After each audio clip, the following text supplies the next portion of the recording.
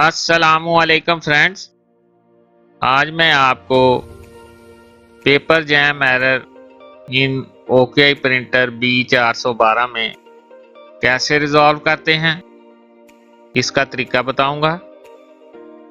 ये हमारे पास एक OKI का प्रिंटर है। ये देखें, हम इसको अब टेस्ट प्रिंट देंगे।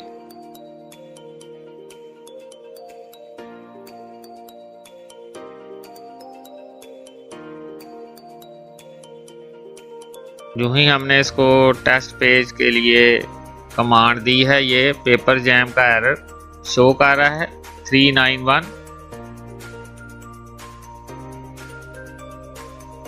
अब हम इसकी जो ट्रे 1 है उसको निकालेंगे।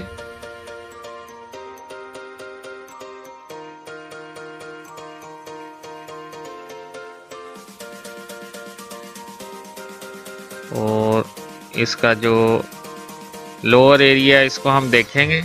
ये इसके पिकअप रूलर लगे हुए हैं और इन पिकअप रूलर के सेंटर में भी एक गियर लगा होता है जो कि मिस है। उसकी वजह से ये पेपर जैम एरर जो है वो आ रहा है। ये देखें, ये हमने इसके अंदर गियर फिट कर दिया है। अब ये जो पिकअप रूलर हैं वो आसानी से मूव कर रहे हैं। अब हम इसको टेस्ट पेज देंगे।